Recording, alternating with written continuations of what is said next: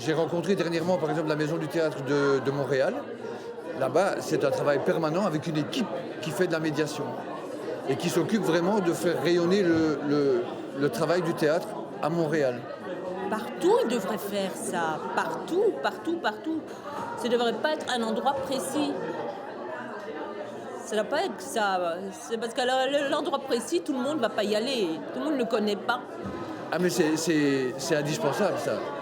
C'est un travail permanent, indispensable et qui n'est pas encore vraiment intégré chez nous. Il faut aider les troupes et il faut aider les instituteurs à mener leurs enfants au théâtre. Donc il faut de l'argent. C'est toujours la même chose. Donc le fond des problèmes est politique, bien entendu. Dans un système qui est complètement en crise pour l'instant, moi je pense que c'est une solution. D'ailleurs, on peut pacifier à l'intérieur et puis rentrer dans je ne sais pas, dans la légèreté du théâtre, de la poésie, de l'écriture, livres, etc. Oui, je pense. Ça pourrait être une solution, vraiment, pour un monde vraiment qui est dans le stress continuellement. Ouais, ça serait important. Oui. Bien, merci d'être toujours aussi nombreux. Après cette petite capsule vidéo, je vous propose d'entamer la troisième et dernière table ronde de la journée, de cette journée de réflexion consacrée à la médiation culturelle. Une table ronde qui peut paraître un petit peu plus rébarbative, un petit peu plus austère que les autres, mais j'imagine que je vais être rapidement démenti. Le thème, c'est donc le cadre légal et institutionnel pour la médiation culturelle. Alors, trois représentants de trois différents niveaux de pouvoir à côté de moi. Je vous les présente dans l'ordre à ma gauche, en bout de table. Paul Maréchal, vous êtes conseiller théâtre au cabinet de Fadila Nanan, la ministre de la Culture de la Fédération Wallonie-Bruxelles, anciennement connue sous le nom de Communauté française.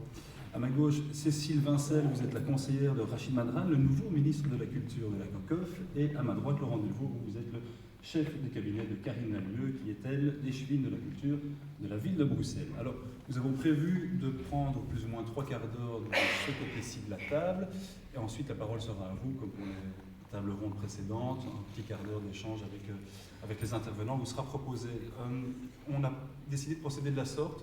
Une question d'emblée commune pour les trois intervenants et puis des questions plus ciblées dans la foulée. Je vous pose d'abord la question à vous et je demanderai ensuite aux autres de répondre. Paul Maréchal, est-ce que vous pouvez nous expliquer tout d'abord ce que vous mettez en œuvre à votre pouvoir pour favoriser le développement d'actions, de projets de médiation culturelle et surtout de nous dire quels sont les objectifs que vous poursuivez? Oui. Ben, les objectifs de médiation, enfin, on ne développe pas d'objectifs de médiation en tant que tel. Ce que les politiques de la communauté française, Fédération Wallonie-Bruxelles, défendent, c'est l'émancipation des personnes et des groupes. Et donc, renforcer leur capacité d'expression artistique, créative, individuelle, à travers des projets artistiques, socioculturels, et de découverte d'une pratique artistique, qu'elle soit théâtrale, art plastique, écriture ou autre. Audiovisuel, par exemple, aussi. Et donc, tous les décrets de la Fédération Wallonie-Bruxelles, sauf le décret Art de la scène, si on prend les législations, visent cette émancipation individuelle et collective. Et donc, amène aussi, depuis les réformes des différents décrets, ce que la ministre défend et amène dans les décrets et dans les moyens qui sont affectés à ces décrets. C'est justement que une bibliothèque publique, par exemple, s'investisse réellement non plus, change de fonction et s'adapte à l'évolution de la société et du champ culturel. Et donc que la bibliothèque publique ne soit plus exclusivement un rapport d'offres de lecture et de demandeurs de lecture, et s'investissent plutôt dans la réalité de son quartier, de sa localité, de ses communes, parce que des bibliothèques chapeautent plusieurs communes parfois, et qu'elle réfléchisse son projet pour se connecter aux populations et aux besoins des populations en termes de lecture. Donc, si on prend un projet précis, On peut identifier dans certaines communes des problèmes d'alphabétisation. Comment la bibliothèque publique va réfléchir son projet et un projet d'animation en fonction de ces populations analphabètes, en connexion notamment avec les opérateurs culturels qui travaillent l'alphabétisation, par exemple, et avec les opérateurs sociaux qui accompagnent ces personnes analphabètes. Donc toutes les politiques revisent cet enjeu de la créativité personnelle et collective. Un autre enjeu essentiel à travers ce travail d'émancipation, c'est que les politiques culturelles de la Fédération Wallonie-Bruxelles c'est issu des États généraux de la culture et des conclusions des États généraux de la culture. Travailler dans des champs particuliers. Une bibliothèque, c'était une bibliothèque, un centre d'expression et de créativité, c'était un centre d'expression et de créativité qui faisait ses activités. Une maison de jeunes travaillait avec les jeunes. Et par exemple, l'éducation permanente était dans un champ précis, avec des populations et des publics précis. L'idée qui enchevêtre toutes les politiques qui sont menées depuis 2005, c'est justement que les opérateurs commencent à réfléchir ensemble.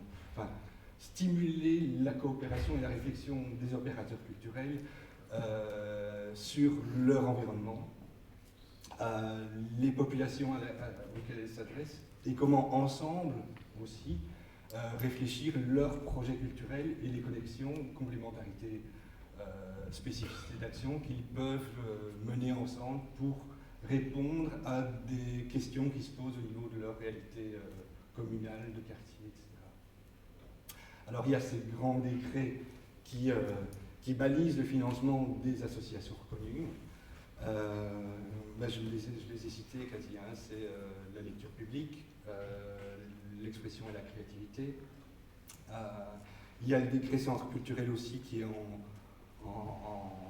finalisation aujourd'hui. On termine l'avant-projet de décret. Et l'avant-projet de décret va amener les centres culturels aussi à se positionner par rapport à leur environnement, par rapport à leur environnement culturel et social. Et donc, le projet qu'on leur demande de développer, c'est aussi prendre en compte l'existence d'un théâtre, s'il existe un théâtre à côté d'identifier les populations et les enjeux de société qu'ils ont envie de traiter avec ces populations, mais des enjeux qui sont réfléchis avec d'autres opérateurs, et pas seuls. Donc, avec justement une maison de quartier, avec un CPAS, avec une école qui les voisine, etc. Ça, c'est la base légale. D'autres dispositifs beaucoup plus ponctuels et particuliers existent aussi. C'est le décret Culture École qui permet de financer des projets croisés entre des écoles, des structures de création ou des associations culturelles, avec chaque fois des artistes qui sont intégrés dans les projets. Ce sont des programmes d'alphabétisation très spécifiques qui visent là, non pas les apprenants, mais justement à financer des projets des projets participatifs dans lesquels on leur propose d'entrer. C'est aussi le fonds d'impulsion pour la politique d'immigration, qui est fort peu utilisé par les opérateurs culturels et qui permet réellement aussi de financer des projets participatifs avec évidemment là une relation entre public allochtone et autochtone. Quand vous dites que c'est peu utilisé, vous faites un appel à ce qu'on l'utilise plus entre les lignes, c'est ça qu'on peut Oui aussi, parce que c'est vraiment important de pouvoir retravailler ces champs d'expression et de réflexion et d'interprétation des structures et des habitants entre eux. On ne peut pas réaliser une politique d'immigration et d'intégration, enfin ce qu'on appelle intégration, si on ne fait pas se rencontrer les populations et les personnes ensemble. Merci pour cette première réponse à cette première question. On va creuser un petit peu plus tard. Je propose à Cécile Vincel de répondre à la même question, de nous expliquer donc ce que vous mettez en œuvre à votre niveau de pouvoir pour favoriser le développement d'actions de projets de médiation culturelle et surtout nous expliquer également quels sont les objectifs poursuivis, ou autrement dit, quels sont les résultats attendus. Ok, donc ce que je voudrais vous dire, c'est que nous à la COCOF, nous n'avons pas de service de médiateur qui sera attaché à la COCOF, nous n'avons d'ailleurs pas de cadre organique pour en agréer. Mais ça ne nous empêche pas de soutenir des structures, des associations qui pratiquent de la médiation culturelle. Je voudrais d'ailleurs à ce sujet faire une petite incise sur ce qu'est pour nous la médiation. Donc mon ministre le disait tout à l'heure, enfin ce matin, la médiation culturelle, c'est le processus qui permet la rencontre ici et maintenant entre l'offre culturelle et ses publics, donc la demande culturelle. Et donc pour nous, la médiation culturelle, c'est ce qui permet de supprimer tous les obstacles, et ils sont très nombreux, qu'ils soient matériels, qu'ils soient financiers, qu'ils soient psychologiques ou physiques, et qui empêchent en fait l'accès à la culture de tout un chacun et finalement le plein exercice de ce qu'on appelle les droits culturels. Quand je dis problèmes, obstacles de nature matérielle, je pense aux personnes par exemple handicapées qui n'accèdent pas aux salles de spectacle ou au contenu de l'offre culturelle. Quand je dis obstacles financiers, je pense évidemment au problème du prix du spectacle et notamment à l'action d'article 27 qui est ici présente et qu'on ne présente plus évidemment. Quand je dis obstacles de nature psychologique, je pense à tous ceux qui s'imaginent que leur place ne sera jamais dans un théâtre ou à l'opéra. Et là, je pense évidemment à toute la question de l'éducation à la culture depuis le plus jeune âge. Quand je parle d'obstacles physiques, je pense à tout ce qui sépare l'offre culturelle de la demande des publics. Et là, il y a plein de choses à faire aussi. Ce qu'on peut faire, c'est par exemple amener l'offre vers les publics qui ne se déplacent pas facilement ou naturellement.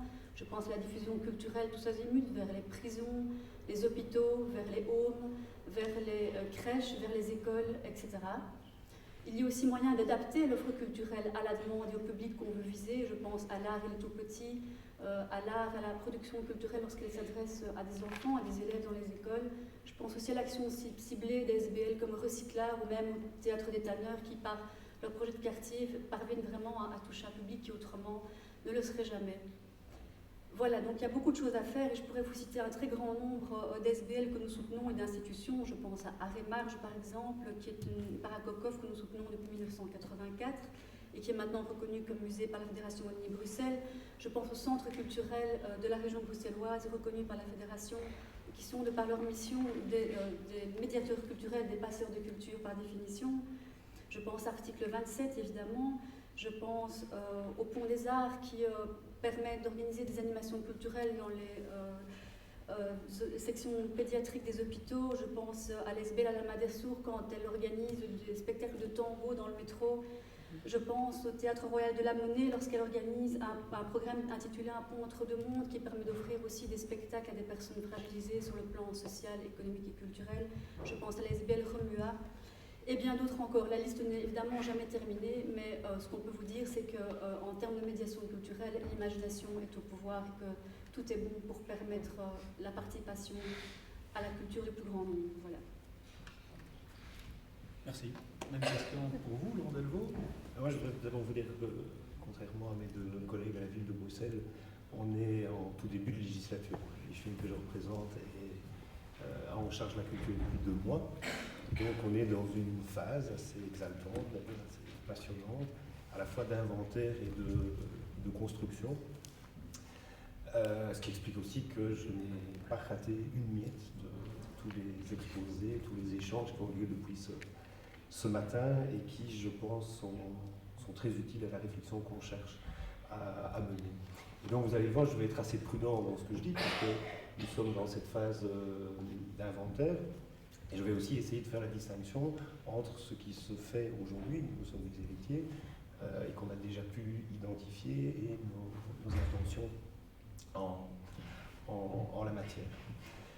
Ce que je peux dire d'emblée, c'est que la question des publics, je préfère m'exprimer comme ça, à côté d'autres questions, la question de la création, la question de la pratique culturelle, et je sais qu'on a beaucoup inclus parfois oui, parfois non, au cours de la journée, qu'on a inclus la notion de pratique culturelle dans la notion de médiation. Ici, je vais peut-être la laisser un petit peu, ne fût-ce que provisoirement, sur le côté, que la question des publics est centrale dans le projet qu'on souhaite mettre en œuvre.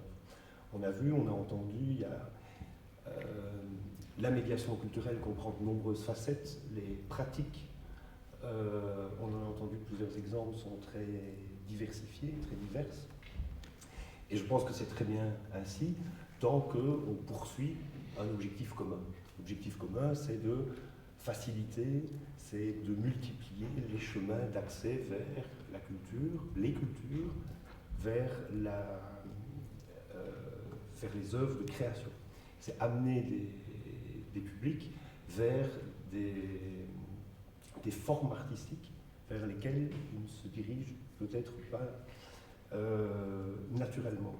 Et c'est, je pense, faire des spectateurs, que ce soit des spectateurs habitués aux salles de spectacle, que ce soit des spectateurs nouvellement conquis, des spectateurs actifs, pratiquants, qui sont capables de recevoir une proposition artistique, de l'interpréter, de la réinterpréter, et donc de pouvoir établir un dialogue avec l'œuvre. Ça, c'est le type de médiation culturelle qu'on souhaite développer.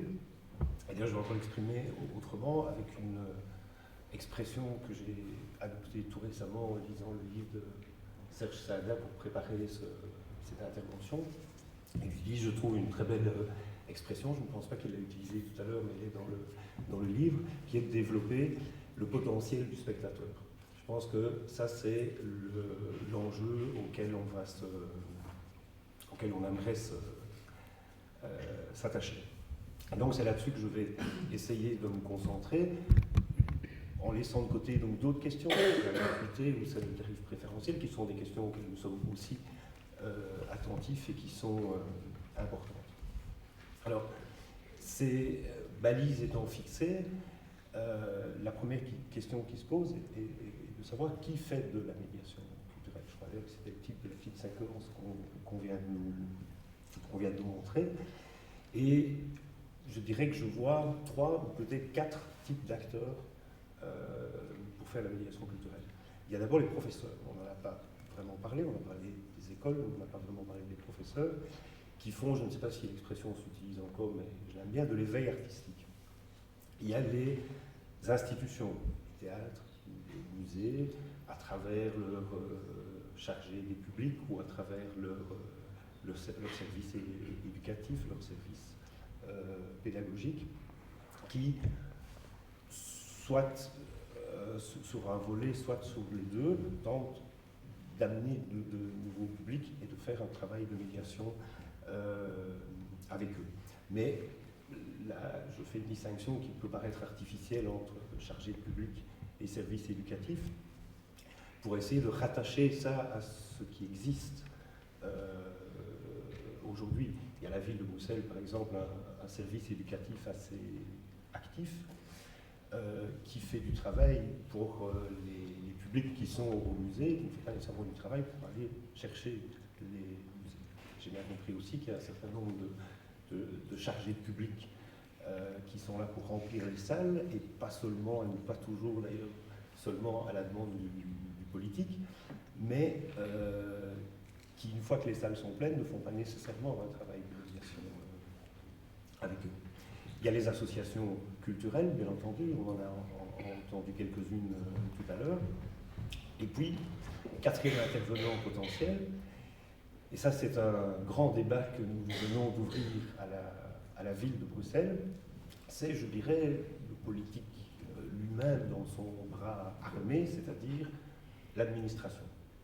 Je reviendrai sur ce point dans quelques instants, puisque c'est une des particularités de la ville de Bruxelles. Et donc, si je m'en réfère à cette brève typologie, l'action qu'on souhaite développer en matière de médiation culturelle s'oriente au moins dans 4 directions. D'abord, et mes collègues en ont parlé, c'est le soutien à toute une série d'initiatives qui proviennent du secteur culturel lui-même.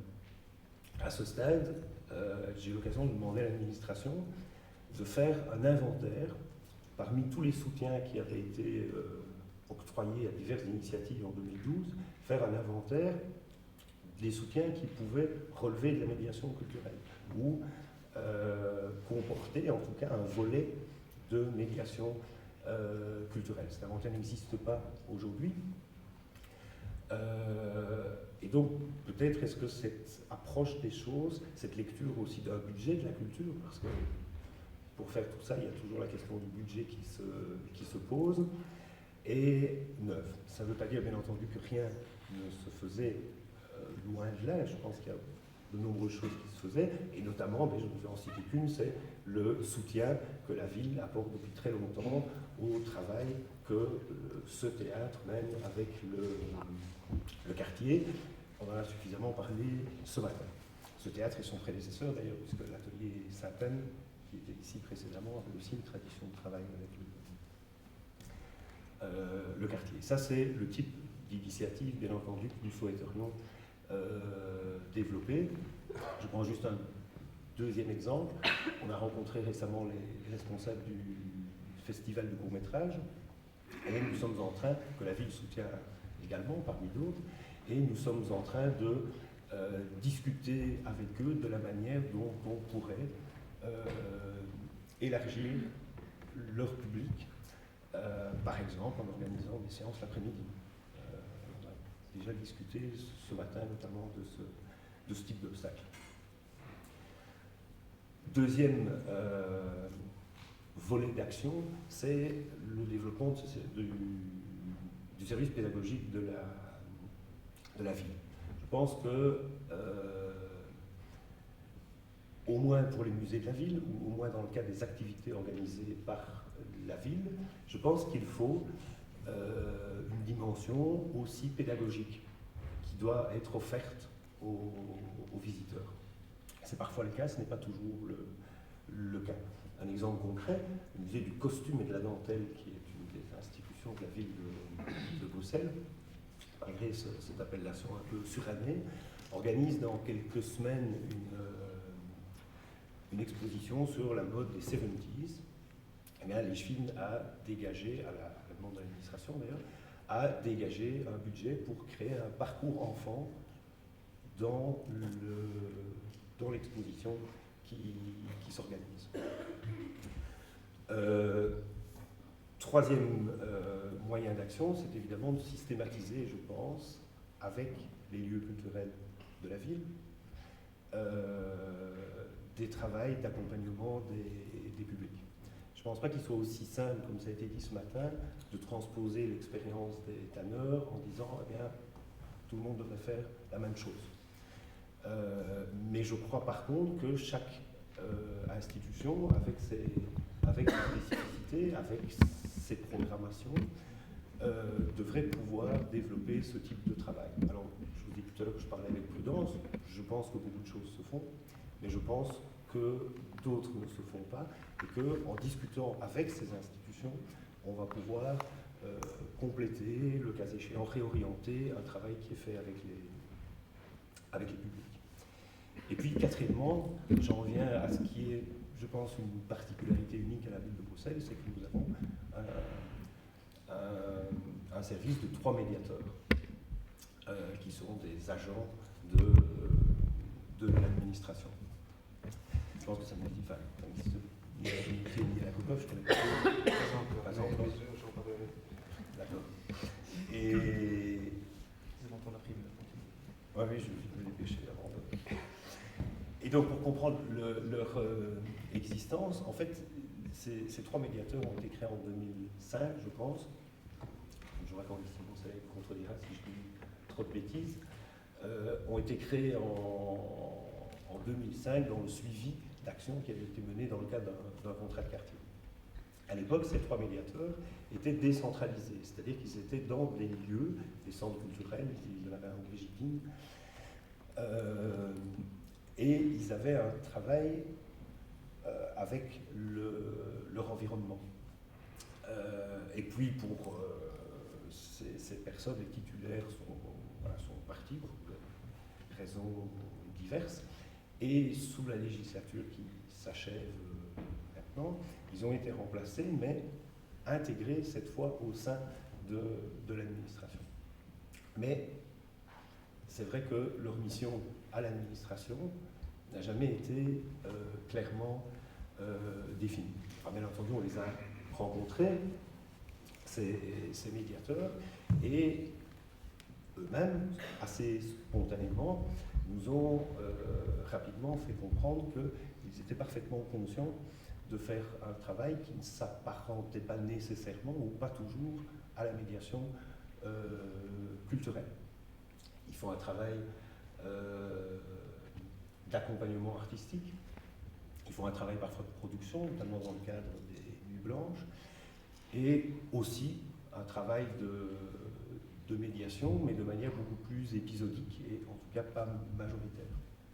Je m'empresse évidemment de dire, ils sont d'ailleurs dans la salle quelque part et je les en remercie, je m'empresse d'ailleurs de dire publiquement, comme je leur ai dit à eux, que d'une part, ils ne sont évidemment pas du tout en cause dans cette situation, et que d'autre part, cela ne remet pas non plus en question le travail utile qu'ils font aujourd'hui d'accompagnement des artistes, même si c'est un travail qui, à mon sens, ne relève pas de la médiation culturelle.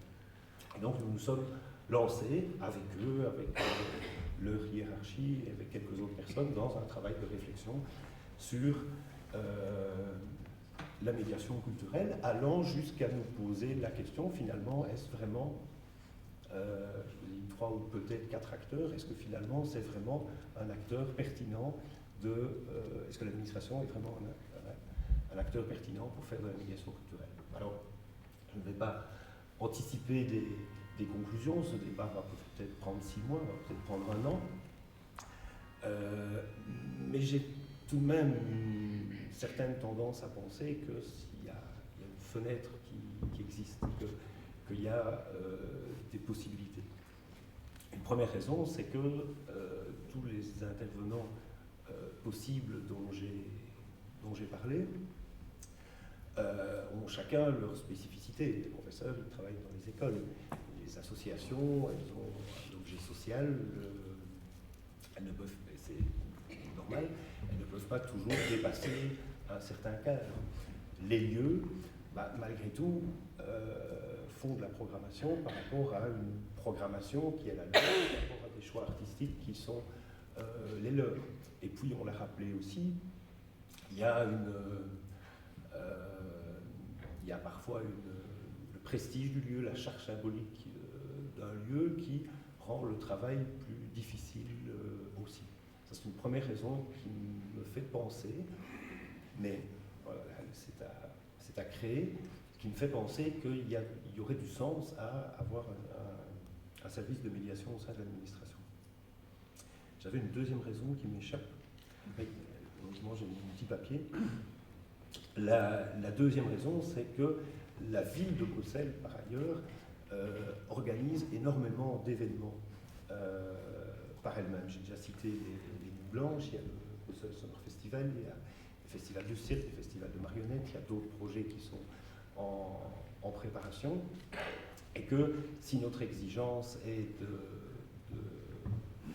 toujours développer un travail de médiation culturelle, au moins pour les événements que la ville organise, il est assez logique qu'elle sent. Donc voilà. Bon, je vais ici, je pense que j'ai déjà été un tout petit peu long. Ça vous mérite d'être complet. Voilà. On vous demandera d'ailleurs de revenir sur la question des publics dans les questions suivantes. Je vous laisse boire de l'eau et je me tourne de nouveau vers Paul Maréchal. J'espère que vous avez vu parce que vous m'envolez maintenant à vous. Je vais peut-être citer ici un extrait des contrats programmes. Dans ces contrats programmes, la Fédération Wallonie-Bruxelles encourage au minimum les acteurs culturels à, j'ouvre les guillemets, participer à l'accès de tous à la culture dans le cadre de la participation et la sensibilisation des publics, soit, ce qu'on peut comprendre, s'investir dans des projets de médiation culturelle. Alors, quels moyens spécifiques et quelles stratégies la Fédération Wallonie-Bruxelles propose-t-elle aux arts de la scène pour parvenir à ces objectifs? C'est même une mission de base, c'est la mission générale de toutes les structures, contrats programmés, institutions de création, quel que soit leur établissement. C'est une mission de base, donc la ministre, suite aux États généraux, a considéré que c'était fondamental que tous les théâtres d'office s'investissent dans ce travail-là. D'une part parce que il y a le rapport habituel à la médiation, mais je vais y revenir après. Il y avait l'accessibilité. Et là, dans l'accessibilité, il y a aussi le prix des places. Et donc, un des enjeux à travers cette mission de base, c'est que les théâtres réfléchissent aussi à établir des prix accessibles à toutes les personnes, quel que soit leur revenu. Et c'était aussi d'amener l'ensemble des lieux de création et de diffusion à collaborer avec article 27. Donc dans cette mission-là, il y a l'obligation de collaborer avec article 27. C'était fondamental parce qu'il y avait dans certains espaces une frilosité à vraiment travailler cette question-là d'accessibilité des personnes qui n'avaient pas les moyens d'accéder d'accessibilité, et puis aussi tout le travail parallèle qu'on a présenté tout à l'heure. C'est tout ce travail de médiation, d'accompagnement qu'article 27 propose aussi, et qui permet aussi de stimuler les opérateurs à d'autres partenariats que ceux de l'article 27, parce que l'article 27 n'est pas le seul opérateur à pouvoir assumer toute la médiation en fédération Wallonie-Bruxelles.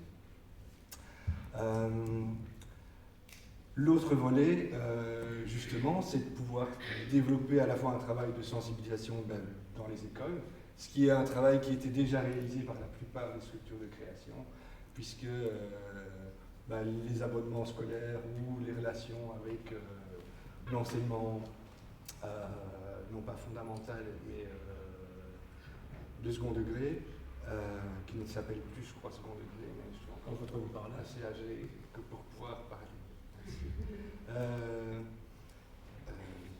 Était une des cibles, entre guillemets cibles. Un des intérêts des théâtres, c'était aussi de sensibiliser, comme on en parlait tantôt, les élèves et les jeunes à accéder et à venir voir des spectacles et à réfléchir ces spectacles avec les équipes en place et pouvoir discuter et utiliser le regard qu'ils posaient sur les spectacles qu'ils voyaient dans leurs apprentissages.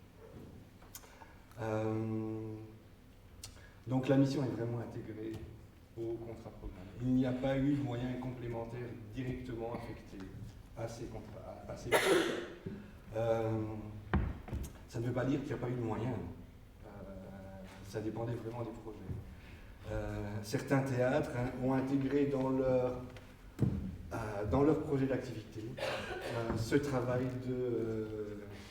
d'inscription de leur action dans un environnement, et donc avec des populations. Il y a les tanneurs, mais je pense aussi au théâtre de l'Ancre à Charleroi. À Charleroi-Danse, qui l'a inscrit aussi dans son projet d'action.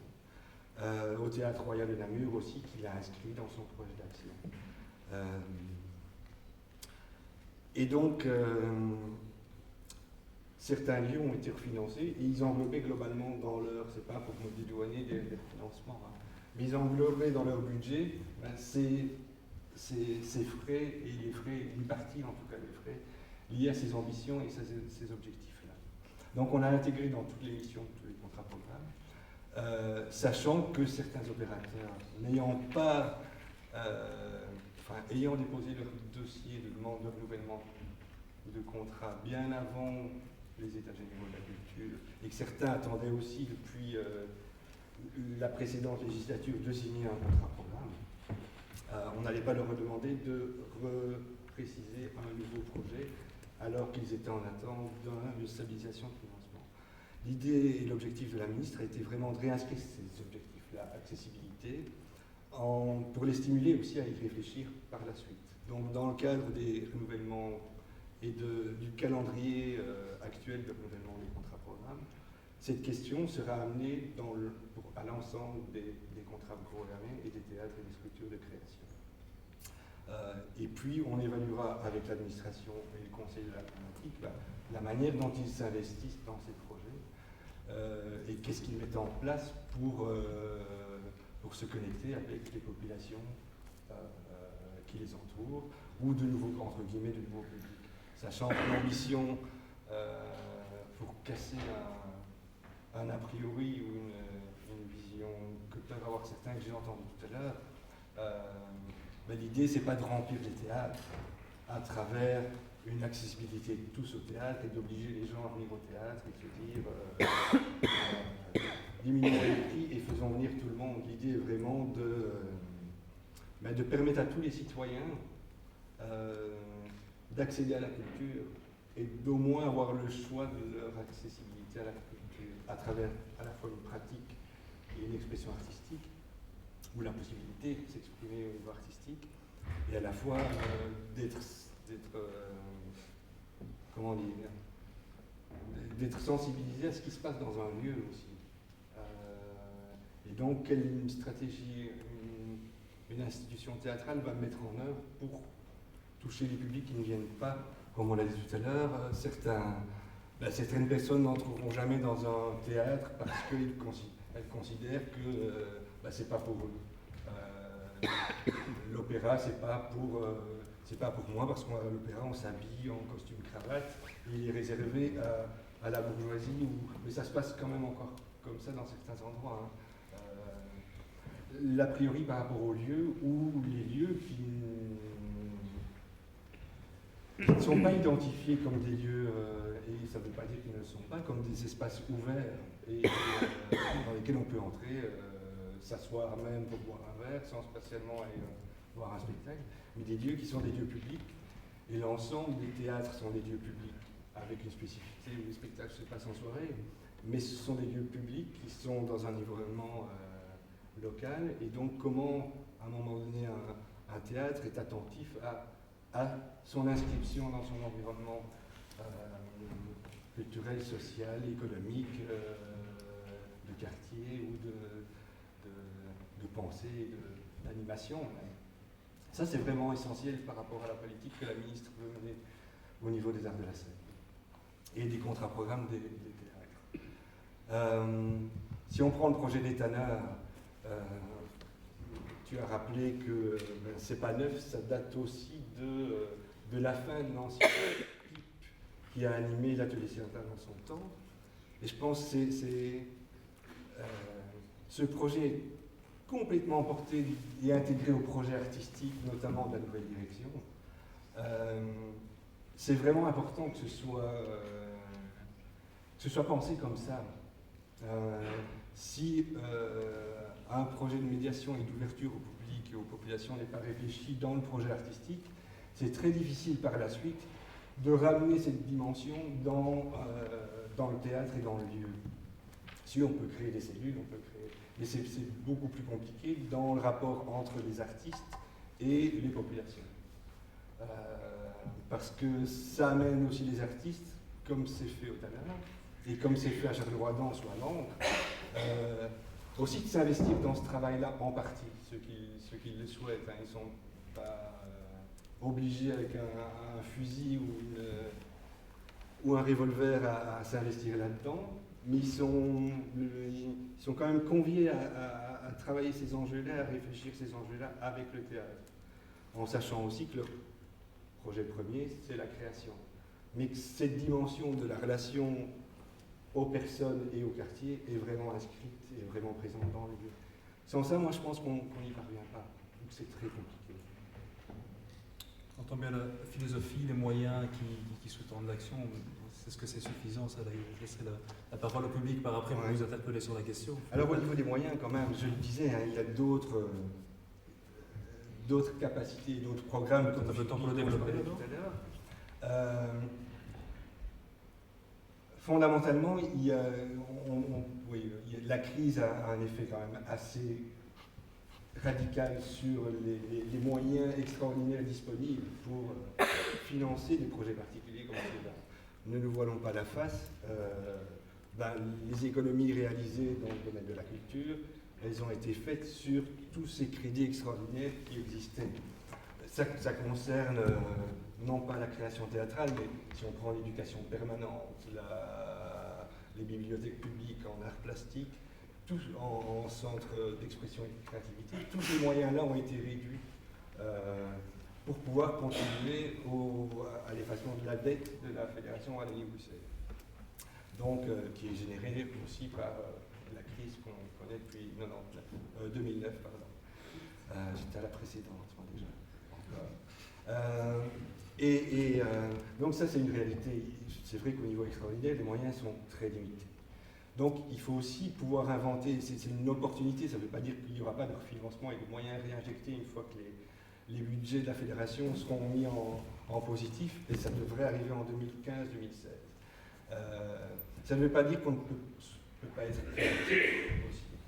Moi, je défends l'idée non seulement que des moyens en culture, enfin la ministre aussi le défend, hein, mais comme on est en phase, on s'entend sur ces enjeux. Sinon, je ne travaillerai pas pour elle et elle ne voudrait pas que je travaille pour elle. C'est que la culture doit être une force d'action par rapport à la médiation, mais je pense que seule la culture ne doit pas l'être, et ni uniquement les budgets culturels. Si on veut réussir ce lien et ces liens entre population, accessibilité à la culture et émancipation à travers des projets culturels, il faut que les différents pouvoirs publics puissent s'investir et être sensibilisés à ces enjeux-là. On le disait tout à l'heure, hein, si on travaille la fiabilisation et la remise à l'emploi,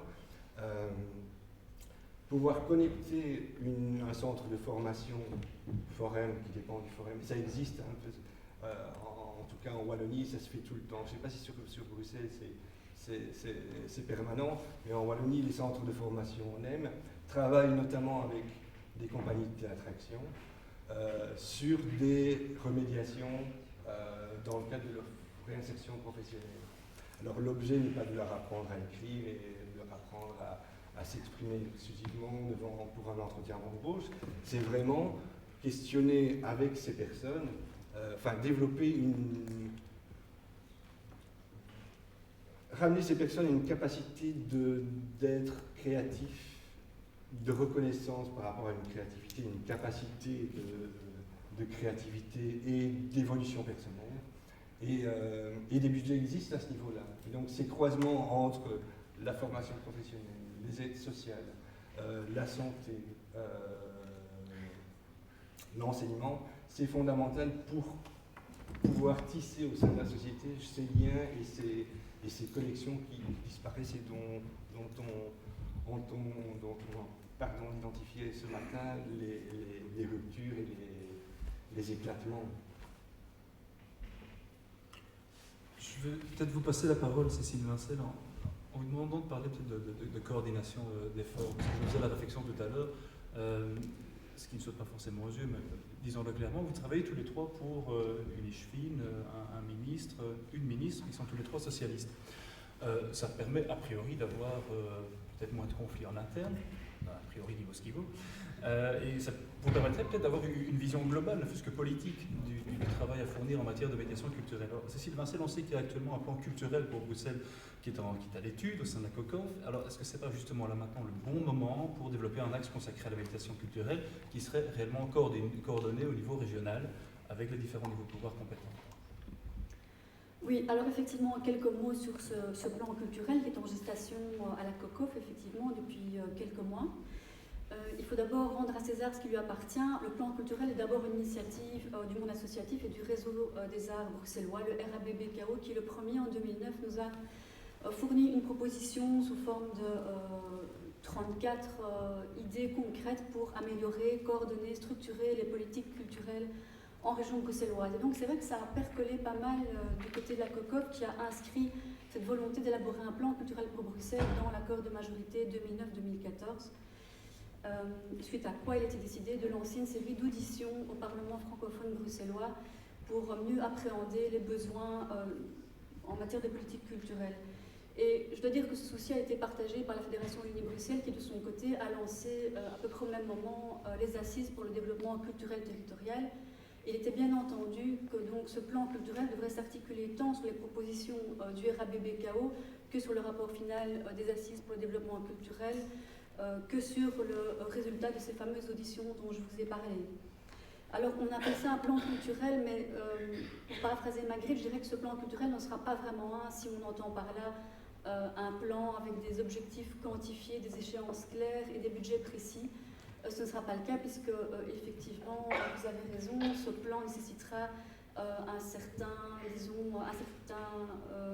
un accord de la part de la partenaire institutionnelle, que ce soit en région bruxelloise, que ce soit auprès des autres ministres compétents à la COCOF, que ce soit à la Fédération Wallonie-Bruxelles, puisque l'idée est de travailler en cheville. Et donc notre idée n'est pas de contraindre qui que ce soit, mais plutôt de défendre une vision, un projet pour les 20 ans qui viennent en matière de politique culturelle. Pour revenir à la médiation culturelle, c'est vrai que le plan culturel, entre guillemets, présentera différents axes Je dirais pour faire très court et schématisé, il y aura un axe social, une dimension sociale dans ce plan culturel, il y aura une dimension économique et une dimension gouvernance. Alors pour nous, la dimension sociale, c'est surtout la question de la démocratisation de la culture, la question de l'accès, de la participation pour tous, pour le plus grand nombre, parce que ça, en termes de diagnostic, ça nous paraît être une priorité absolue, que ce soit à Bruxelles, mais dans les autres grandes villes de Belgique, en Europe et dans le monde entier. La question de l'accès à la culture reste une préoccupation majeure, et donc il faudrait évidemment s'y atteler par tous les moyens. La question aussi de la reconnaissance, de la promotion de la diversité culturelle aussi fait partie de cette dimension sociale. Pour nous, la culture doit refléter la diversité, la richesse des quartiers, et donc on s'attellera également à ça dans le cadre du plan.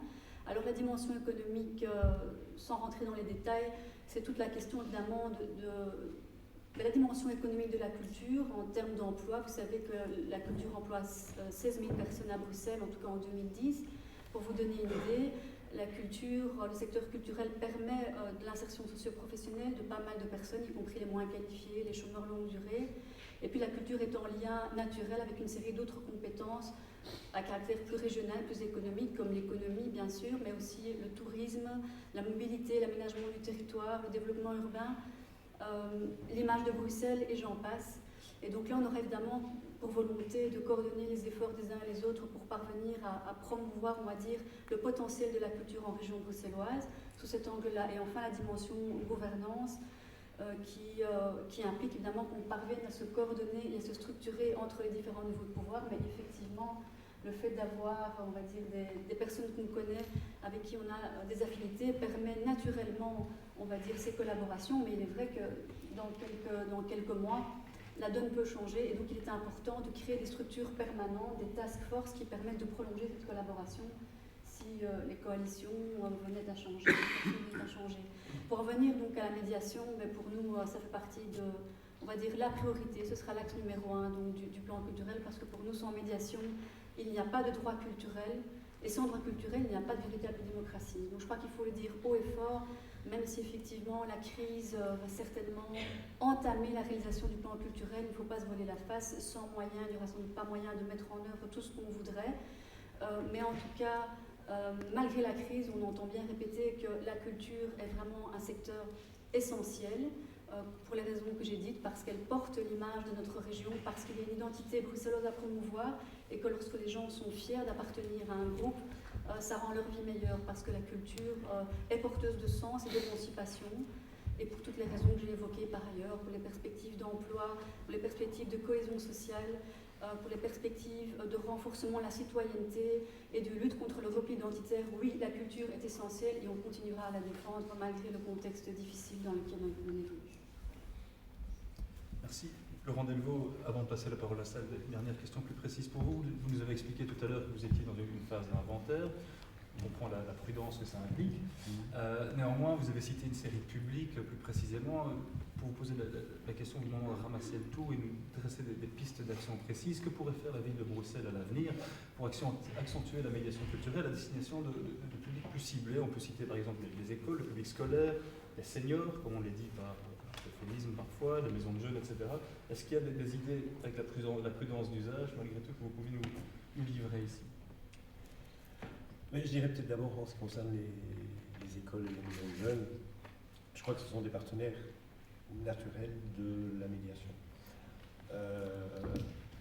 Parmi beaucoup d'autres que j'ai aussi évoqués tout à l'heure, parce que pour entrer en contact avec des nouveaux publics, pour créer de nouveaux publics, on va travailler avec des structures organisées. On ne peut pas, je suis nuancé, mais on ne peut pas aborder les gens dans la rue en leur disant venez au théâtre. Encore que j'ai tout de même bien entendu tout à l'heure qu'on pouvait aborder 3 jeunes femmes pour aller dans un café pour les emmener dans des spectacles de danse, et que je trouve que c'est assez intéressant comme approche, mais je crois qu'elle est malgré tout minoritaire. Donc il faut travailler avec ces structures. Ce qu'il convient, je pense, d'éviter, le piège dans lequel il ne faut peut-être pas tomber, c'est que tous les intervenants de la médiation travaillent avec toujours les mêmes associations ou les mêmes types de publics. Il y a certains publics qui sont peut-être ceux des écoles notamment, plus captifs que d'autres, je dirais, plus faciles à aborder. Et je pense qu'il faut veiller à ce que la médiation ne se limite pas à ce type de public. C'est peut-être d'ailleurs un argument supplémentaire qui pourrait plaider en faveur d'un système de médiation publique qui pourrait aussi travailler en coordination avec ces acteurs. Plus particulièrement pour les écoles. Donc, j'ai parlé tout à l'heure plutôt d'un travail d'éveil artistique de la part des professeurs. Évidemment, ça ne dispense pas le monde culturel, lui, d'y venir avec un apport de médiation culturelle, soit directement vis-à-vis des élèves, soit par l'intermédiaire de leurs professeurs. Par ailleurs, les enfants, je pense, sont aussi un public important pour faire de la médiation culturelle en dehors de l'école. Je vais prendre deux exemples. Enfin, tout à l'heure, j'ai cité l'exemple du musée du costume. On a aussi la chance à la ville de Bruxelles d'avoir le seul théâtre municipal jeune public d'Europe, si j'en crois son directeur, à savoir la Montagne Magique. C'est une initiative de la ville, c'est un théâtre qui est plein en permanence, c'est du théâtre jeune public. Il y a d'autres associations qu'on a d'ores et déjà décidé de soutenir, comme le Wolf, que vous connaissez peut-être, qui est un centre de littérature pour la jeunesse, qui fait des ateliers avec les enfants. Et ici, donc on voit bien qu'il y a deux branches, je dirais, à ce type d'action. Ici, on est dans un soutien vers des structures qui créent une offre artistique spécifiquement conçue pour les enfants, adaptée à leur goût, adaptée à leur centre d'intérêt.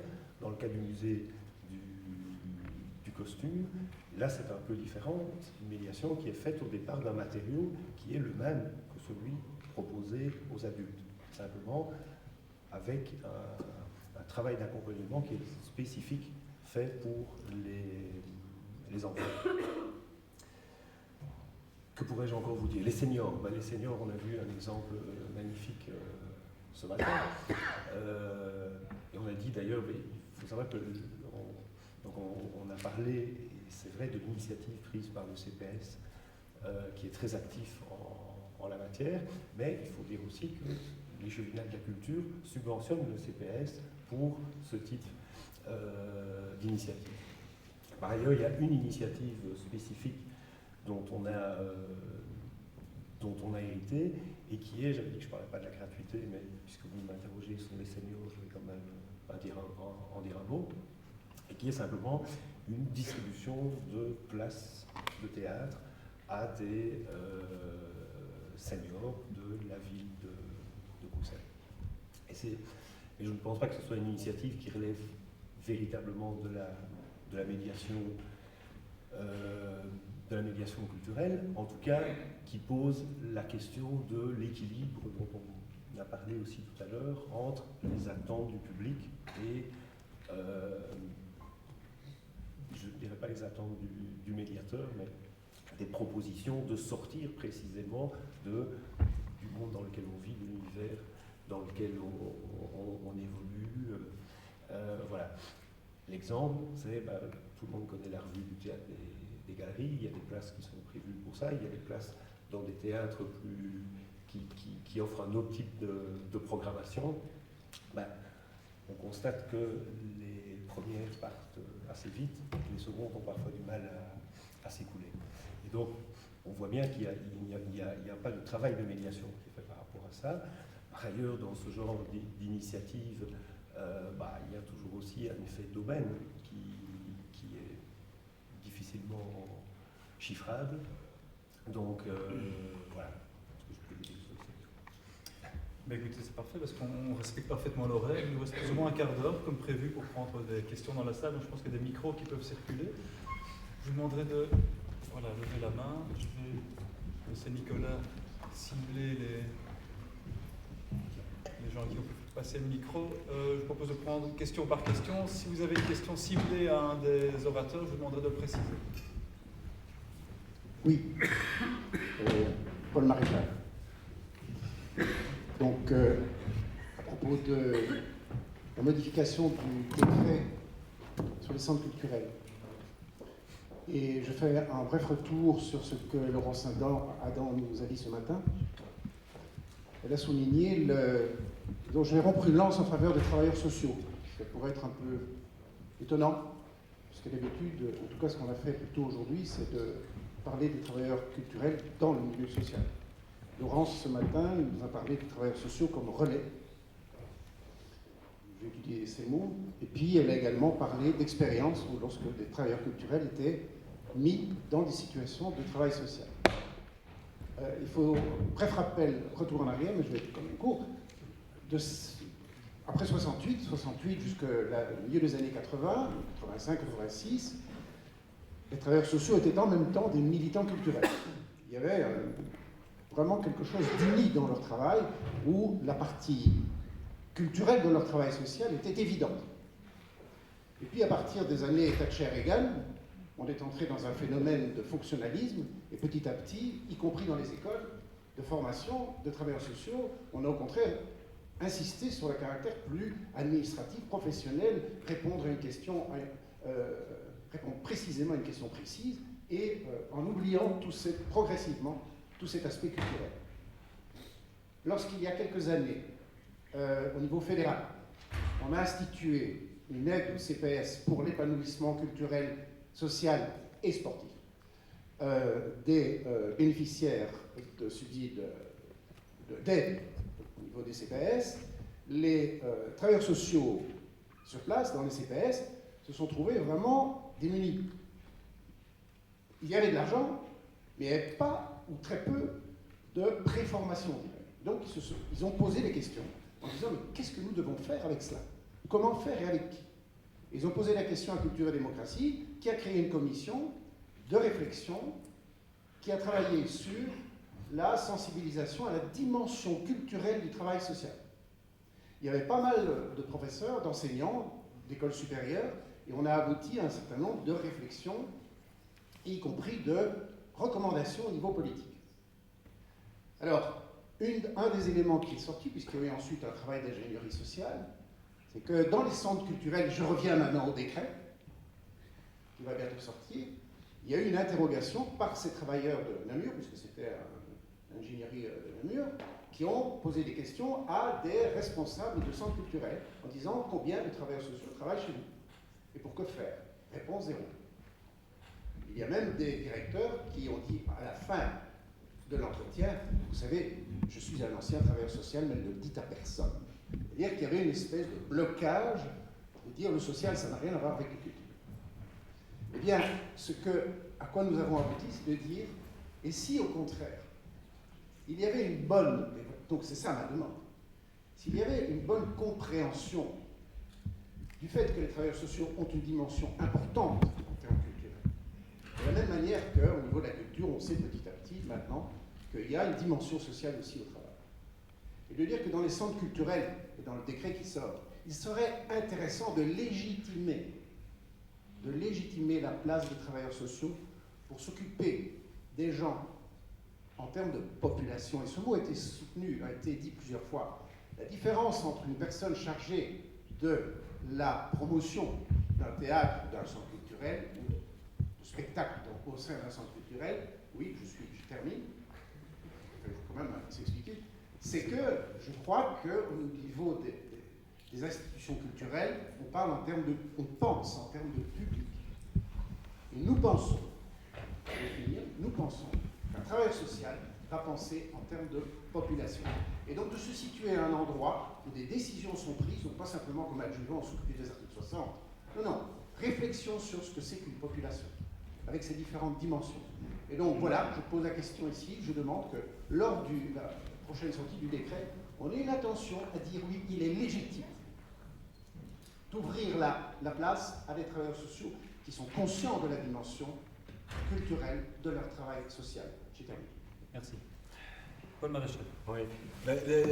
La ministre ne peut pas légiférer sur le statut des travailleurs sociaux, mais il n'empêche que c'est tout l'enjeu que j'ai dit tout à l'heure en très résumé, quoi.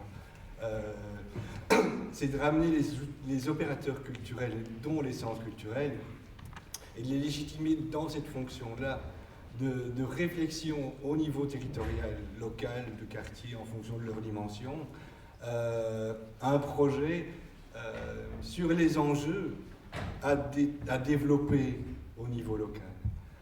Quel thème, enfin, c'est même pas quelle thématique, c'est quel projet culturel par rapport aux populations, aux enjeux que rencontrent et que vivent les populations de la commune, par exemple. Et donc, comment développer cette réflexion? Mais obligatoirement, avec un schéma, il y aura un schéma, comment appelle-t-on ça? Un schéma fonctionnel, une procédure obligatoire, un schéma procédural qui sera déterminé, qui n'est pas déterminé dans un... On ne va pas respecter ce point-là, et puis ce point-là, puis ce point-là.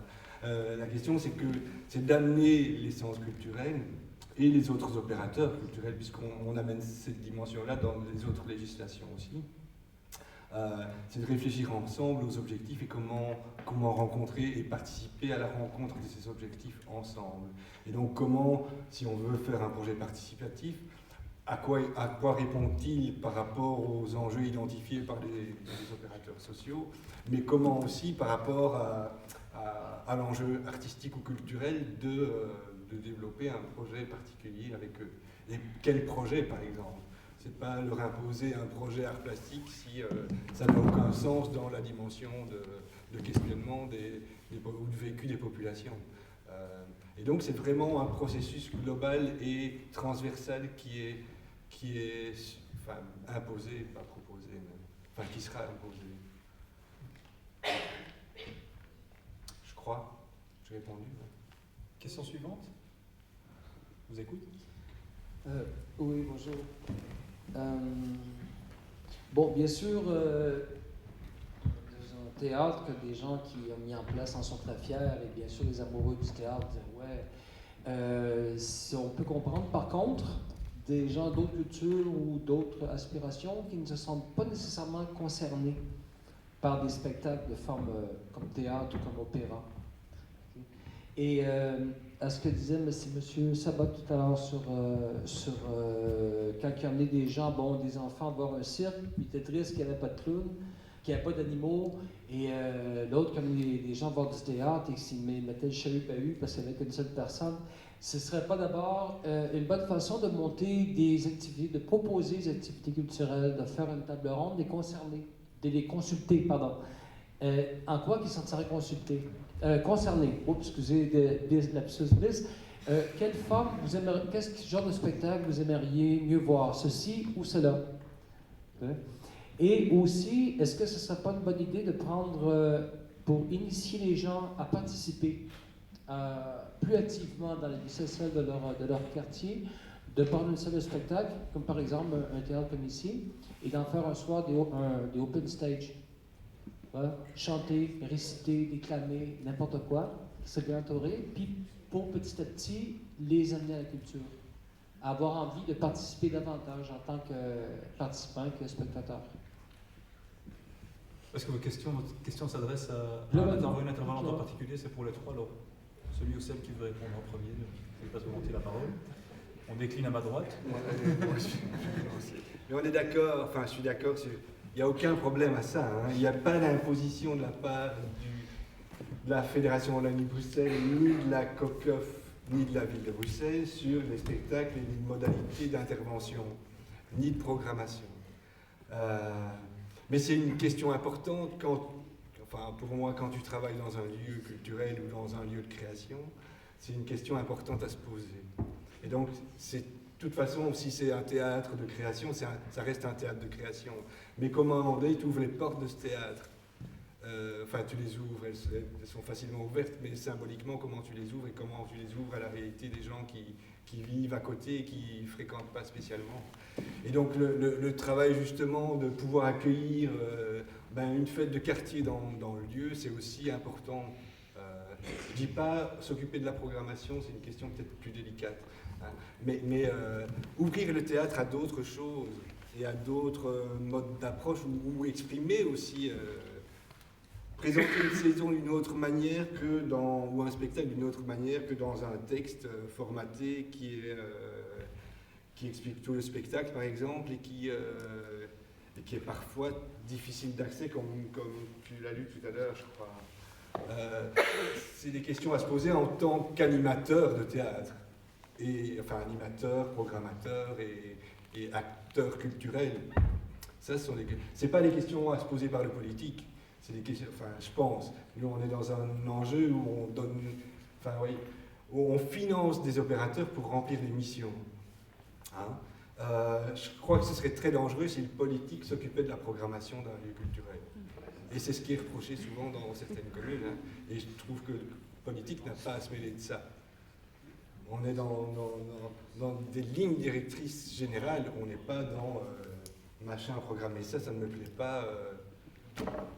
Au revoir. Ça peut aller jusque-là, vous le savez bien. Pas ici, mais ça s'est déjà passé, à mon avis, dans certains endroits. Bonsoir. On vous écoute. Oui.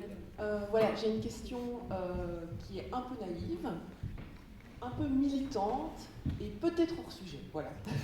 Donc, ces précautions oratoires étant prises, donc, je remarque qu'il y a vraiment un souci du politique par rapport à la médiation culturelle, qu'il y a vraiment une volonté de faire des choses, l'importance de faire ces choses et que, de manière générale, ça va concerner effectivement, en partie du moins, un public précarisé.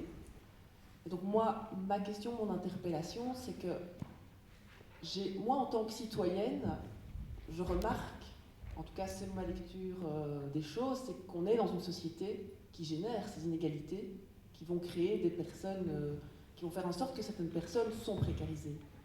Et moi, en tant que citoyenne, j'attends aussi des politiques qui aient une réflexion plus globale pour qu'un jour, on n'ait plus besoin de cette médiation culturelle. Et je me demandais s'il y avait ces réflexions plus globales, parce que j'en entends jamais parler. Voilà. Donc, une question qui a été posée pour 2 personnes. Qui veut répondre? Moi, je veux bien dire un mot. C'est pas du tout une question naïve, c'est simplement une question gigantesque, quoi. La raison pour laquelle je me suis engagé en politique semble peut-être assez proche de la vôtre, qui n'est peut-être pas, mais par rapport à ce type de préoccupation.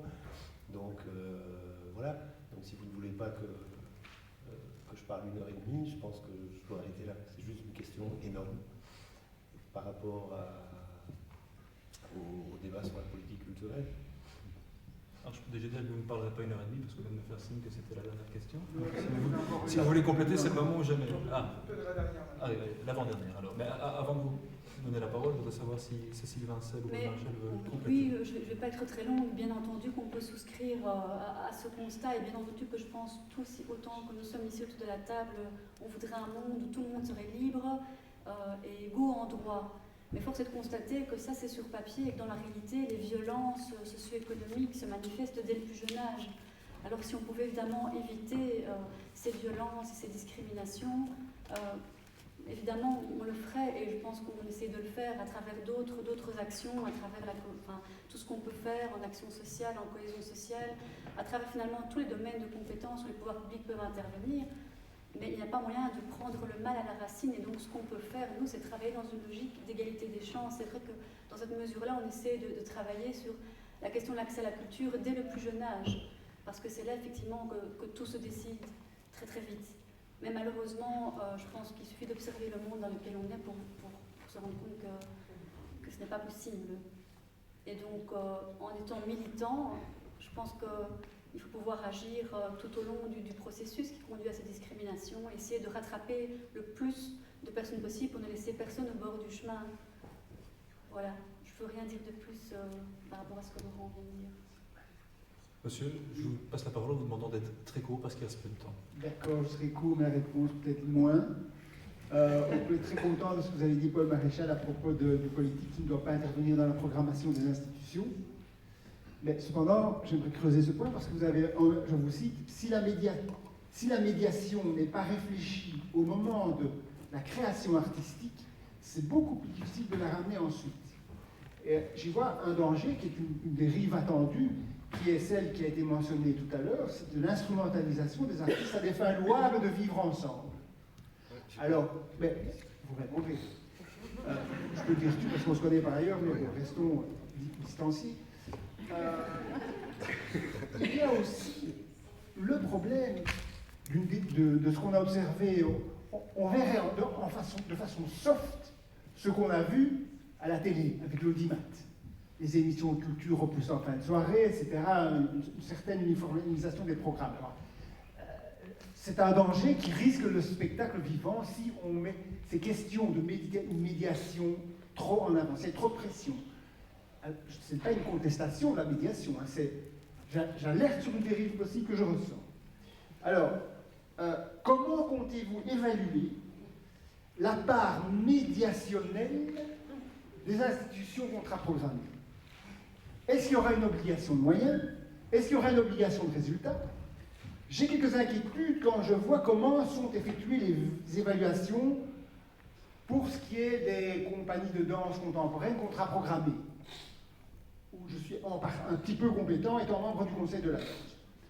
Alors, pour des raisons pratiques bien compréhensibles, on va vers le quantitatif. C'est ce avec quoi travaille l'administration. C'est normal, c'est son habitus. Alors, vous me direz, les ordinateurs, tout ça, ça rend le comparativisme très pratique, très facile. Je rappelle que vous m'avez promis d'être court. Oui, c'est très bien. Non, mais l'idée est très profonde. Il y a bien sûr, c'est ma dernière phrase, non, mais c'est très important. Il y a bien sûr les conseils d'avis, qui donnent des avis qualitatifs. Encore faut-il que leurs avis éclairés soient suivis. J'ai fini.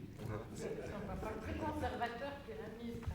Bon, alors, il y a débat, mais ça mérite éclaircissement sur la liberté de création de l'artiste absolue.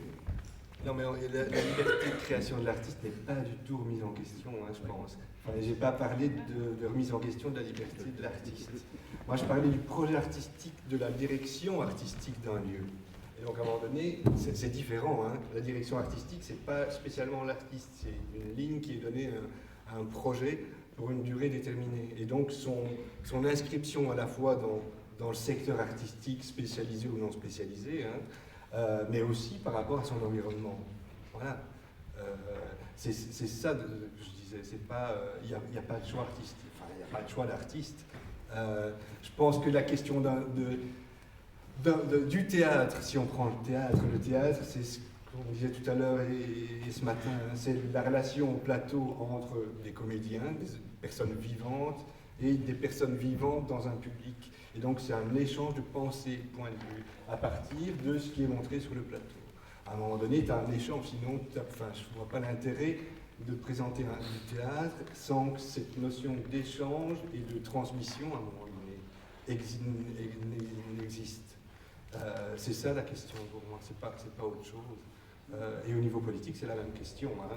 Cette transmission, comment elle existe à un moment donné, mais c'est tout le propos de la formation des artistes dans les écoles. Quand tu es dans une école supérieure artistique, la question c'est, oui, il y a la forme esthétique et la réflexion sur le sens, mais c'est aussi par rapport à quelqu'un qui perçoit. Hein. Enfin, je pense que tous les profs de théâtre qui sont ici pourront te l'exprimer. Il n'y a rien d'autre, vraiment aucun autre enjeu.